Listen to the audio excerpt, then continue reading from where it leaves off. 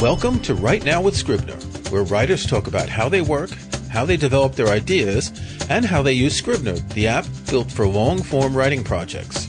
I'm your host, Kirk McElhearn, author of Take Control of Scrivener. Today I'm very happy to welcome Lisa Yee. Lisa is an author of books for children and young adults. Lisa, thank you for joining me. Oh, thank you. We're doing this at an odd time. You're in California, I'm in the UK, and I suggested that we record early in the morning your time, so it's afternoon for me. But you said, no, I go to sleep at 2 a.m., so let's record late. So it's midnight for you and 8 for me. Are you a night owl? Do you like writing at night? Why do you stay up late? I am a definite night owl. I stay up very late. I usually go to sleep around 2 or 3 in the morning. That's when I'm most creative, really late at night. And I think it's because when I first started writing books, I had a full-time job. I had 2 kids. The only time I had to myself was late at night when everybody was asleep. And I've just kind of stuck to that. There's something about that period where everything has calmed down in the world and there are no demands on you. No one's going to call you. No one's going to ring your doorbell. And you have that peace and quiet. Exactly. There are no distractions.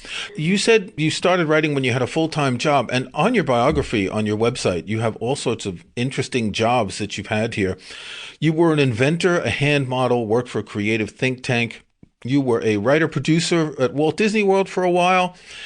Did you ever have one job for more than a year or two? It sounds like you had changed every couple of years here. Yeah, being an author. I've done that for more than a year. True. You've done that for 20 years. Yeah. But, I guess I changed jobs a lot. I was at Disney, though, for 7 years. That was the longest. And then actually my ex-husband and I, we had our own creative services company.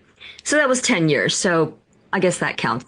So why did you start writing? What got you into this career that's now over 20 years and 24 books? Oh, I had always wanted to be an author ever since I was a little kid. But, to me, authors were like rock stars. I mean, it really didn't happen to people. And so I was too embarrassed to even admit it. So I just kept saying, I told my parents that I wanted to go to law school, that I wanted to be a lawyer. And as I was about to go to law school, I thought, I can't go through with this. But I was still too afraid to try to write a book, to be an author. And so all my jobs were in writing, involved writing, everything but writing books. And it wasn't until I was a mom, I had 2 kids who I used to always say, if there's something you want to do, you got to try. And then, here I was being this huge hypocrite because I had always wanted to write books and I wasn't trying. So to save face, I began writing books. And did you start writing for children and young adults because you had young kids? No, actually, one of the first books I started writing, it was for adults. And that's how I got my agent, Jody Reamer at Writer's House, because I knew she represented adult books and kids' books. But I had written that adult novel. And at the same time, I thought, well, I want to try to write a kids' book, too, because I always found myself in bookstores or at the library in the kids section. You always end up in the same sections. And I had written a book and I had sent it to Arthur Levine, the editor of the Harry Potter series. And he said, I love this. This isn't quite right for us. Do you have something else? And I said, I have this idea for a book about a girl who's a genius. And he said, okay, send it to me. And I said, I know you're really busy because of Harry Potter, so I will send you a synopsis in the first 3 chapters. And so we said, okay, go ahead. And I sent it to him. And then he called me and he said, I love this. Send me the rest of the book. And I said, I actually haven't written it yet. Yeah. But that ended up being my first novel. So your first book, Millicent Min, Girl Genius, as you say on your website, features one of the first Asian American protagonists in contemporary children's literature. Was this difficult to sell to a publisher and then for the publisher to sell on? Or had we reached that turning point when people wanted better representation in children's literature? The thing was that I was so naive. I didn't know what I was doing. And I just wrote a book about a kid like me. And so there had been books about, with Asian protagonists or Asian American protagonists, but they were about like the journey of immigration and things like that. So Millicent was a contemporary novel, and her being Asian was just part of the fabric of the story. The story wasn't about that. She just happened to, be one of those kids that, like me growing up, in the silverware drawer, you have your forks and knives and chopsticks. It was just one of those things. And I had no idea that it was groundbreaking. I had no idea at all. The children's literature landscape is huge. When I was young, I remember going to the library and children's books were really childrenish, weren't they?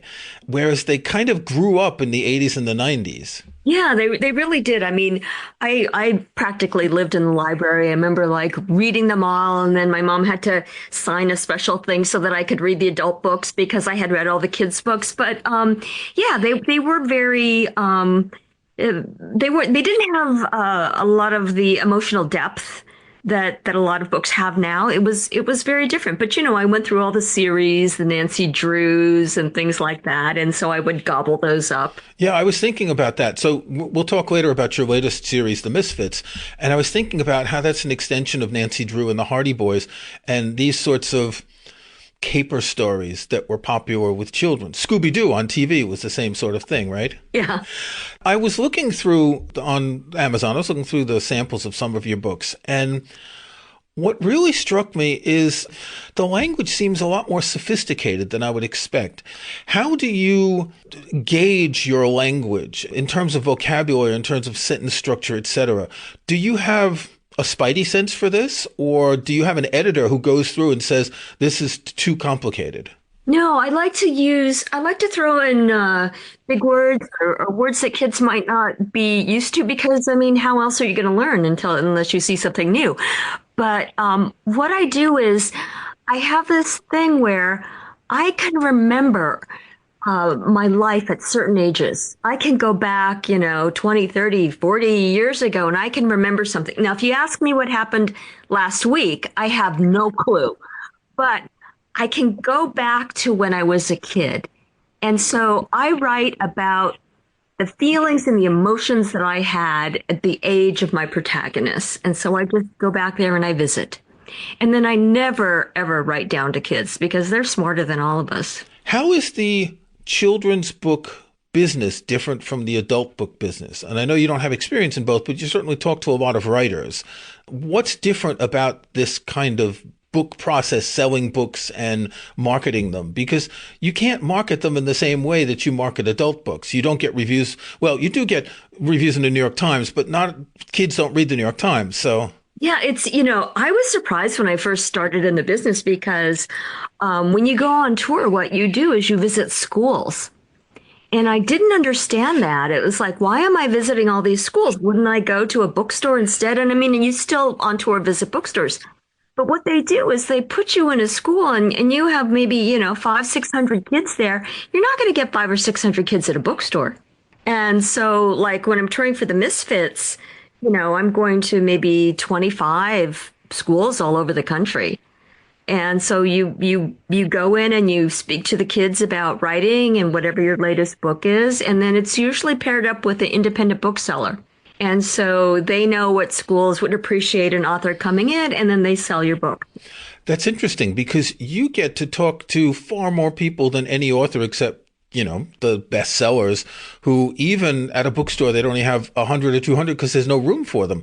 What are the kids like in these visits? So do you ever talk to individual classes where you can have more communication, or is it generally an auditorium type speech? Generally an auditorium or a gymnasium, but you'll have a PowerPoint and you'll like, well, I always talk about like when I was young and this is how goofy I looked and all this kind of stuff and how I became a writer.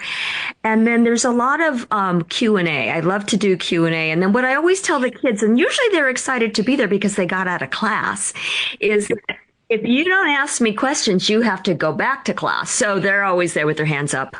Are there a lot of kids who are interested in writing themselves and stand up and ask you questions about that? Oh, absolutely. Yeah. I mean, there are so many kids that I was going to say want to be writers, but they are actually writers because they are writing. And, they'll ask about my inspiration and where I get my ideas and all of that kind of stuff. And, and I say, I steal my ideas. And then they're like, what are you doing in our school? But it's like, it's because I listen and I observe and I pay attention. And then I take notes, and you guys can do that too. So when you go to a school visit, you're not selling your books afterwards, right? The bookseller, the independent bookseller, usually what they do is they will contact a school and they'll say like, we would like Lisa Yee and Dan Santat. He did the illustrations for the Misfit series, and we just got off that tour, to come in, and they will usually pre-sell the books. And which is kind of, I mean, that's good and bad because a lot of times the kids will want to buy books after we've spoken. But then we always sign the books, but we'll sign them, ahead of time. And then if they do buy some afterwards, they'll be sold stock that have been pre-signed. I'm so used to talking to authors who go to bookstores with adults and everyone has a glass of wine and they talk about a book. And this is such a totally different process. It's a totally different thing. And you know what? They don't have any wine. There is no wine at any of the school visits. So, unless you count, WHINE. But no, Yes. it's very, the publishers have it down to a science. Because like we will go, you fly in to a city, you'll do 3 school visits. And somewhere in that time, you're going to be signing all the books. And then every now and then you'll do also a bookstore. And then you get on a plane and you go to the next city. So it's grueling. I mean, it's, the part where you're talking to the kids, that's amazing. But it's all the other stuff. It's very time consuming, that you do but it all adds up. And the thing is that for many of the kids, it's the first time that they've ever seen an author. I know that when I was growing up, I never saw an author in real life until I was in college. Okay, let's take a break. When we come back, we'll talk more about your books and we'll talk about how you use Scrivener.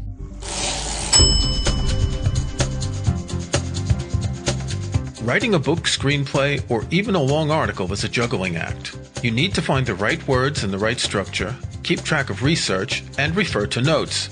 Tailor-made for long writing projects, Scrivener is the go-to app for writers of all types. Scrivener combines a typewriter, binder, and corkboard in a single app. A project outline makes it easy to get an overview of your work and flip between sections. Refer to research alongside your writing and just drag and drop to rearrange your work. Write in any order in sections as large or small as you like and let Scrivener stitch it all together when you're ready to share your words with the world. With Scrivener, you'll find everything you need to start writing and keep writing. Scrivener is available for Mac, Windows, iPad, and iPhone. Download the free trial from scrivenerapp.com. Right now with Scrivener listeners can get a 20% discount with the coupon code PODCAST. That's scrivenerapp.com. So just to continue about the children's book marketing thing, how does book talk affect the sale of children's books? I looked you up on TikTok and you're there, and I saw other people talking about your books. It seems that this would affect your demographic more than lots of other demographics of books. Yeah, I don't know because I mainly write middle grade. So I think that like, book talk and stuff like that actually is more for a young adult, but or for the teachers and the librarians. So like I'm on social media, I'm on Instagram, and Facebook is actually where I mostly hang out. Threads and Blue Sky where we met. So I'm talking to teachers, librarians, and booksellers there. And they're the ones who can get the message out about your books to kids.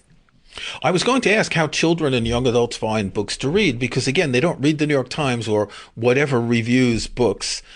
It's word of mouth, it's teachers, it's librarians. Do teachers say to the class, do they impose particular books on the class that everyone has to read? Yeah, they'll do that. So like I do a lot of Zoom visits into schools where everybody has been assigned to read one of my books, for example. And so a lot of my books are in classrooms, but I also go to a lot of conferences. And so they will be like bookseller conferences, teacher conferences, library conferences. I go to lots and lots of those. It's a totally different world than adult books because I guess it's a different approach. It's the tastemakers are working differently than they do for adult books. So, The Misfits is your new series. I believe there's two books out. What was the inspiration for this? Ballerina Battalion. I beg your pardon. So, Ballerina Battalion. I was at Disneyland with my agent, and I said to her, "Hey, I have this idea about crime fighting ballerinas, and it could be called Ballerina Battalion about these, kind of kick ass ballerinas who can like beat everyone up and everything." And she said, "Well, tell me more." And then it morphed into five really awkward kids who turn into super secret covert agents. But I had written the DC Superhero Girl series for DC Comics, for DC, and I love superheroes, but I kept thinking, what if they were heroes, but they didn't have superpowers? And what if they were like me, who as a kid was a bookworm and awkward, and I could be that person that was sitting in the cafeteria that nobody saw? And that what if being invisible to people was a plus? Because if you're a super secret agent, you don't want people to notice you. And then I started thinking about all this stuff, like how I had allergies, which I still have. And it's like, what if allergies was a plus?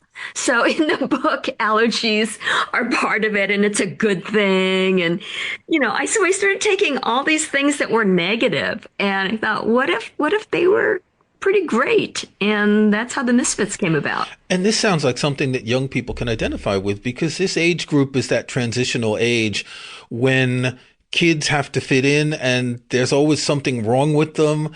And you're turning the wrong things into sort of mini superpowers then, aren't you? Exactly. Yes. So you mentioned earlier the illustrator for this book is Dan Santat. How do you work with an illustrator? Is this a collaborative thing that you discuss what you want the characters to look like? I'm looking on your wall behind you, the book covers. There's a very special style of what the characters look like, the way they're dressed, etc. Is this a give and take or not? No, we just do mind meld. Basically, the thing is that Dan Santat and we met over 20 years ago before either one of us was published. And he's gone on to win a National Book Award and a Caldecott Medal, and I won a bunch of stuff too. And so we were best book buddies, and we would go to lunch like, once a week together or so, and we're both represented by the same agent. And so when I was telling my agent about this series I wanted to do, she thought, well, Dan would be perfect for this. And we had done another series together. And so what happens is, because these are novels, I write the novel first, and then he gets a draft. And he works with the art director. And, she will tell him, I think we should do this scene or we should do that scene. And I don't see anything until he's done with sketches. And I'll look at it basically to make sure that things are right. Like if someone is supposed to wear glasses and they're not, I'll point that out or something. But what his art does is that it raises the level of the book. And for me, knowing his style so well and knowing him, when I'm writing scenes, especially when I'm writing action scenes, I'll think, okay, this has got to be wild because I want him to have a lot of fun with this. So that works out together. After he's illustrated the first book and he's established what the characters look like, does that influence you with the next book? Yes, it's kind of like when you have a child, it's not as painful though, but it's like when you have a child and you're doing all this stuff and then all of a sudden the child comes out and you're looking at your baby and you're like, oh, so that's what you look like. And that was what it was with the novels. It's like the first time I saw the characters on paper, I'm like, oh, there they are. And it's like one of those things where it wasn't like you thought it would be, but it's actually better. And so, he's brought them to life. So let's talk about how you use Scrivener. Have you been using Scrivener? Well, you can't have been using Scrivener for all your books because it wasn't around 20 years ago. How long have you been using Scrivener? Wow, way more than a decade. I mean, I love Scrivener so much. Well, Okay, so to go back into ancient history, I loved WordPerfect, um, which is not around anymore. Yep. And then, had to use Word. It's like, no, please don't make me do that. But then I can't remember how I discovered it, but it was just like eye-opening, like I could hear the angels singing. And because I used to have like all these documents on my screen all over the place. And with Scrivener, it was just like, it's all there at once, so I was able to, like I'll have my folders with all my research, and I'll have hot links, and I'll have photos. Every chapter I have as a different document on Scrivener, and then I compile the chapters at the end. I mean, I use it for so many things. And I also, so I have to say that I back up my Scrivener in 5 places every day because I'm so bad with tech. And I mean, I could touch your computer and destroy it. That is my superpower. I mean, I can do that. But I remember at one point, every time I would crash my computer, I would buy another copy of Scrivener. And I didn't know that I had to do that. And so I was talking to someone there at one point, and they said, you're our best customer. And they actually refunded me for several copies because I didn't know. It was like, oh, you don't have to buy a new one each time. But I mean, thoughts, at least my thoughts are just floating everywhere, and Scrivener kind of anchors it for me because I will write notes, old fashioned on a piece of paper, but then I always transfer it to Scrivener. And what I'll do is I will actually have a page that just says notes and things that I want to address. And as I'm writing, when I go through a draft at the end, I will look at those notes and I will delete to make, anything that I've addressed to make sure that when I'm done, that page of notes is empty, that it's blank. So it's like a reminder for me because if I relied on my brain to remember things, nothing would ever happen. What's the word count for this sort of book? They're generally about 50,000. And how many words per chapter? Oh, about 1,500. And it depends on, different books will have, if the narrative is longer, they'll have longer chapters or something like this. But the Misfit series, I want to be like as page turners.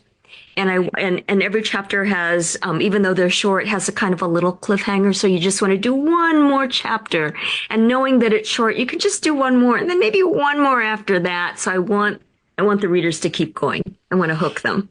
So do you use the word count target feature in Scrivener to make sure that you get to around what you want per chapter? I do. What I do is, I will set up an outline before I even start the book, and the outlines are generally 3 act outlines. So I'll have like, act one be maybe 25%, act two be 35%, and act three, I'm going to make you do math, whatever is left, But, then I'll break it down and I'll say, okay, it's going to be, say the book's going to be 50,000 words. I'm going to have maybe 43 chapters with an epilogue, and I will just break everything down before I start writing a single word, and then I plug things in.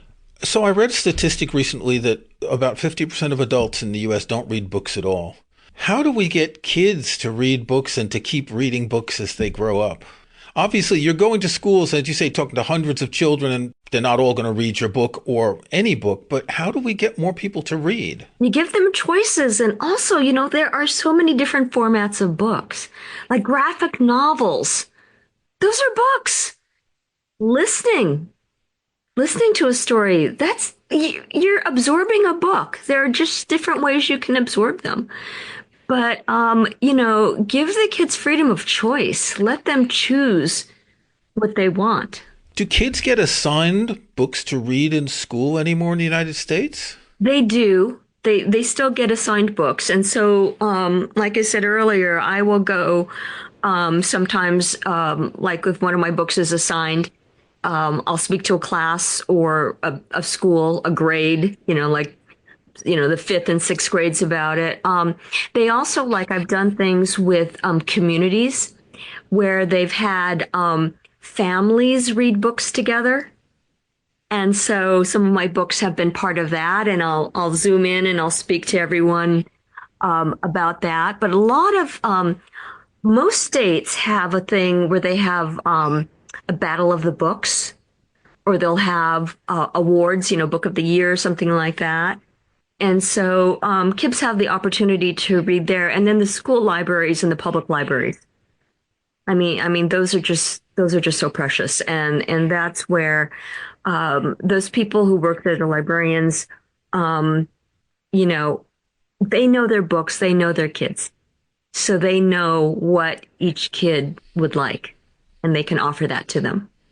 Yeah, I remember how great the libraries were when I was growing up as a kid and even as an adult, how wonderful the library system was. And it's something that I guess we don't look at in the business of books in the same way, but the libraries are the ones who buy your books and keep them there and recommend them and talk to people and know their regular customers. And in a way, they're selling your book, even if they're not selling it. You've just sold one copy that 10 or 50 people are going to read, but it gets your book out there to more people. It gets your book out there and it counts. I mean, like you said, it's a sale. And in fact, publishing houses that do books for young people all have a division that's school and library marketing. So it's a very specific kind of marketing to schools and libraries, which is different than to the bookstores. So what's next for you? The Misfits, how many more volumes? I'm actually, so volume 2, the second one just came out in January, and I'm actually finished number 3 already, and I'm starting number 4. What's the schedule for this sort of literature? One book per year? It's a book a year. And so I have about six to 10 weeks to write an outline. And so I just sent in an outline to my editor, and it was about 28 pages at 1.5 line spacing. And then once that gets approved, I have about 5 months to write the book. And then once that's done, while I'm working on the next book, Dan Santat will get the draft and he'll start the illustrations on the draft. So, we have to be very precise about timing and everything because, it's got a hard deadline. Okay, I like to ask my guests if they have a book they could recommend, something you've read recently or one of your favorite books. What would you recommend to our listeners? Oh, that's like the hardest question ever. I know, it's like, which is your favorite child, right? But, think of something. And you know what? I listen to so many books because I go on a walk every day and I listen to audiobooks. Usually they're murder mysteries and thrillers, so it's not exactly kids' books. I'm listening to Miranda July right now, and I can't remember the title, but it's really good. On All Fours? Yes. Not exactly a children's book. No, I don't always read kids' books, but I do read a lot because for the last 10 years or so, I've been working with NPR to help them pick the what's called Books We Love. And so I give them recommendations and I do write-ups about those. Okay, Lisa Yee, thank you very much for joining me. Thank you. If you enjoyed the podcast, please follow it in Apple Podcasts or your favorite podcast app. To learn more about, go to scrivenerapp.com. Join us next month for another conversation on Right Now with Scrivener.